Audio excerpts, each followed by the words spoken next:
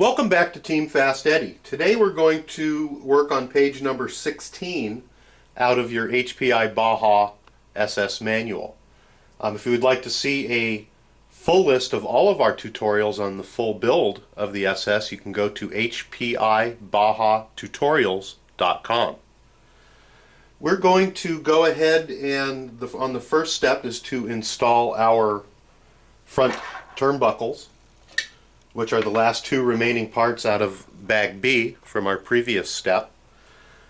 And we're going to go ahead and install them onto the Servo Saver and then also onto the steering hub arms. It's a very simple page and we're going to go ahead and go right through it. I want to introduce to you at this time the Team Fast Eddy Pro Series turnbuckles. You can buy the front turnbuckle kit, you can buy a rear turnbuckle kit, or you can buy them both together. The Team Fast Eddy turnbuckles are made out of solid stainless steel, and they have an adjustment hole in the center. Very simply, to adjust them, you don't need a wrench. You just stick a piece of metal through there, whether it be an Allen wrench or anything that you have on hand, and it's going to go ahead and adjust the toe in and the toe out very easily while it's still on your Baja. They also are a solid stainless steel as compared to a very light aluminum tie rod end, which comes stock with the HPI Baja. So they are available. However, today we are going to go ahead and build the stock Baja. I'm going to go ahead and place a tie rod onto the Servo Savers. As you take a look at the tie rods, they look to be the same on both sides, but they're not. You have to look very closely, but there's going to be a line around the rod on one side, and you're going to look again on the other one and it's the same. When you put them on, you want both the lines on the rods pointing in one direction. You do not want to put one to the outside on each one. You want both of them either going to the left or going to the right. And that way, when it goes time to adjust it, you'll know that which way is going to widen them and which way is going to decrease the toe. It just makes it a lot easier not to have to guess. So again, you're going to make sure that both of the lines on the tie rods are either going to the left or to the right. So we're going to go ahead and place these down on the table, and I'm going to place the line going to my left, and again on this one with the line going to my left. We're going to get a regular pair of pliers, or you can use a small pair of channel locks, it's your choice. We're going to go ahead and place the ball over the ball end.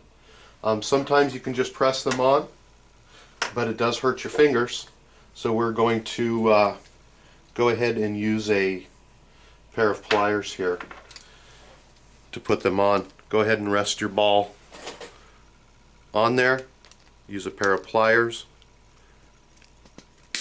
and they pop right on, just like so. I'm going to go ahead and do the same on the other side. Again, I want to make sure that both of my lines on the tie rods are going in the proper direction. I'm going to go ahead and hold that on, put a pair of pliers on it,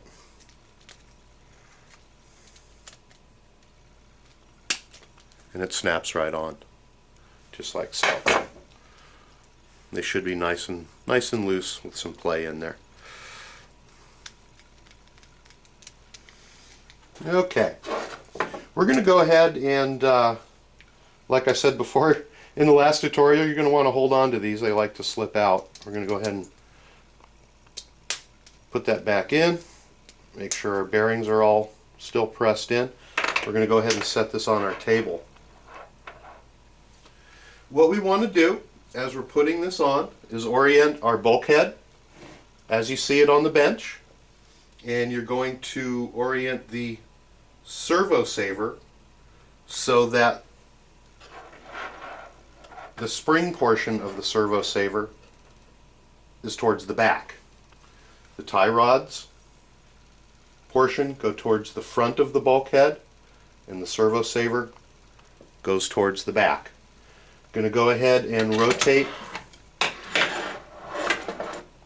our bulkhead over, and the two posts for our steering assembly are going to go into the two holes that are right here. So we're going to go ahead and lift up on the Servo Saver, and we're going to go ahead and slide the posts into the little holders here. And it is pretty much a loose fit, so it's not uncommon for those to fall out while you're building the rest of the car. We're not going to use this piece for a while, so instead of taking the chance of having it fall out, I'm going to go ahead and again use a wonderful piece of Scotch tape, and we're going to go ahead and hold that assembly on with a piece of Scotch tape so it's not falling out on us. It's just a nice temporary hold, and we can take the Scotch tape off later. The last step that we're going to do now is to go ahead and attach the tie rods to the steering on the outside, and again we're going to go ahead and use our channel locks. I'm going to widen them up a little bit. Going to set it right over the ball, put the channel locks on, give it a gentle squeeze until they pop on. I'm going to go ahead and turn it around and do the second side.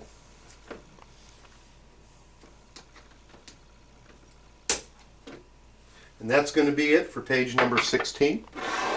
You're going to want to go ahead and turn your bulkhead back over, make sure everything operates freely and that there's no binding, and which there shouldn't be as long as you've been following the steps.